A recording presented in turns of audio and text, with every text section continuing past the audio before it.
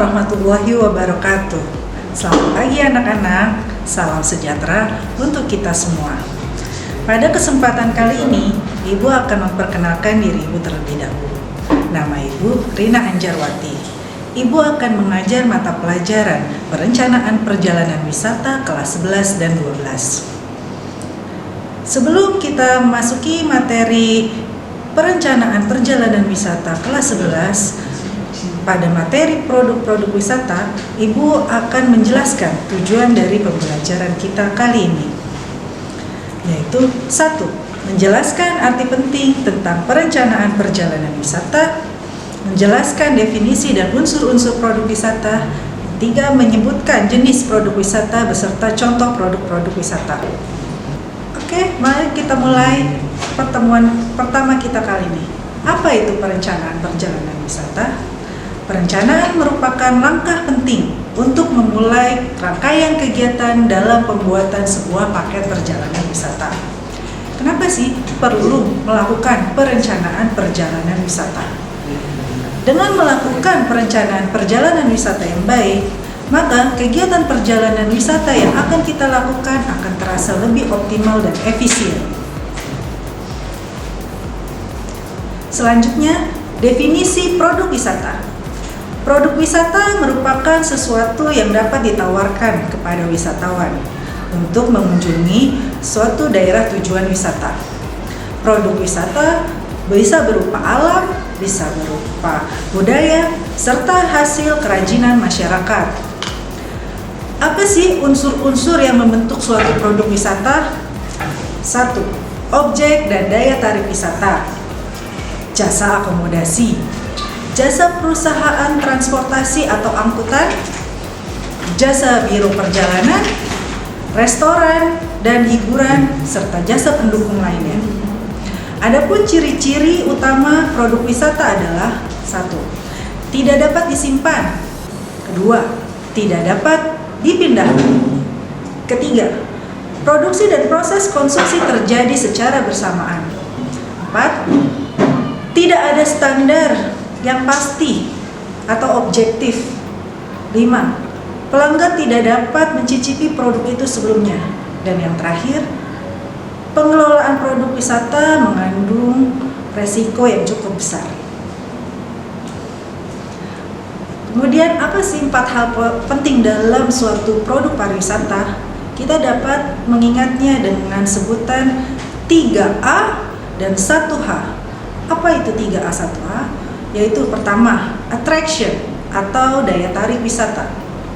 Daya tarik wisata memiliki kekuatan tersendiri sebagai komponen produk pariwisata karena dapat memunculkan motivasi wisatawan untuk melakukan perjalanan wisata.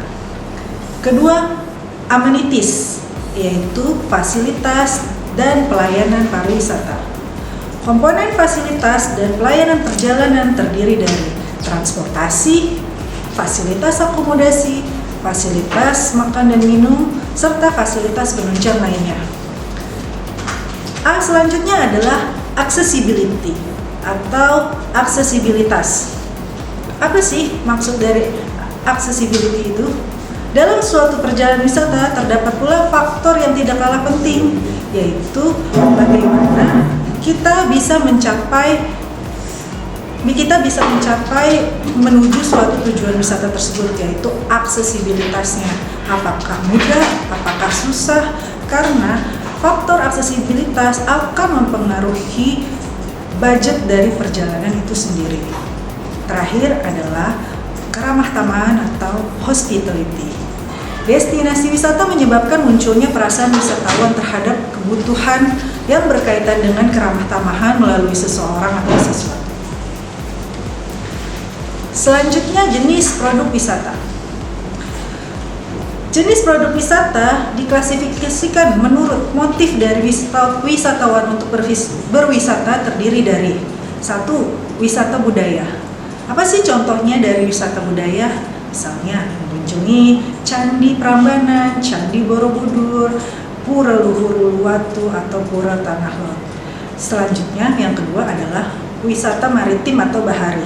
Di mana sih salah satu objek wisata maritim di Indonesia, salah satunya adalah Taman Nasional Bunaken, Raja Ampat, ataupun Pulau Karimun Jawa. Yang ketiga, wisata cagar alam yang biasa disebut dengan ekowisata.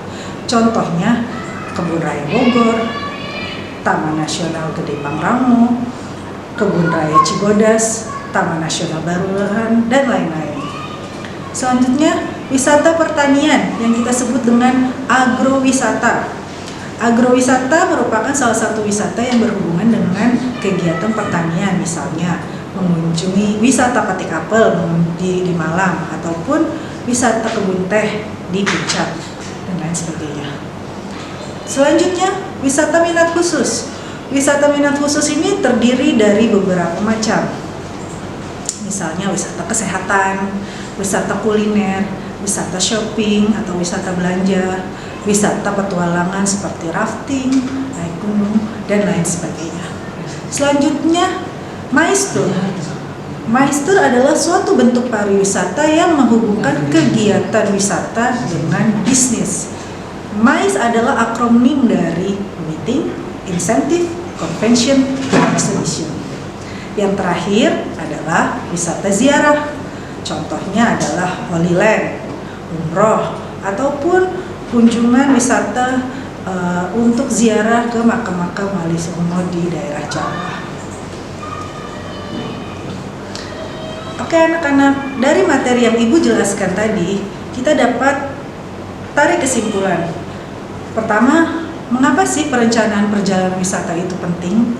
Karena dengan kita melakukan perencanaan perjalanan wisata lebih dulu, kita bisa memaksimalkan kegiatan jadwal perjalanan kita dan mengefisienkan waktu dari perjalanan kita.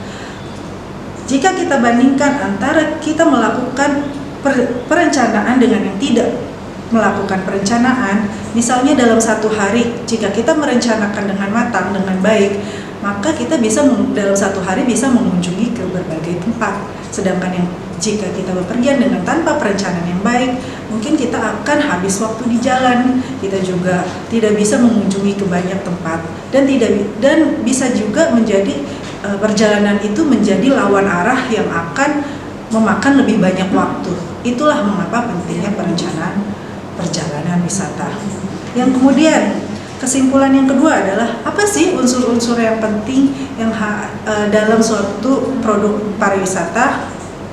Kita cukup mengingat 3A, 1H, attraction, amenities, accessibility, dan hospitality. Kemudian ada produk wisata. Klasifikasi produk wisata berdasarkan motif dari wisatawan terbagi atas 6. Terbagi atas 7 macam. Misalnya 1, wisata budaya, agrowisata, wisata bahari, ekowisata, terus wisata minat khusus, MICE Tour, dan wisata ziarah. Oke, sampai di sini dulu materi kita kali ini. Semoga materi yang Ibu sampaikan dapat bermanfaat untuk kalian. Sampai bertemu kembali di materi selanjutnya. Wassalamualaikum warahmatullahi wabarakatuh.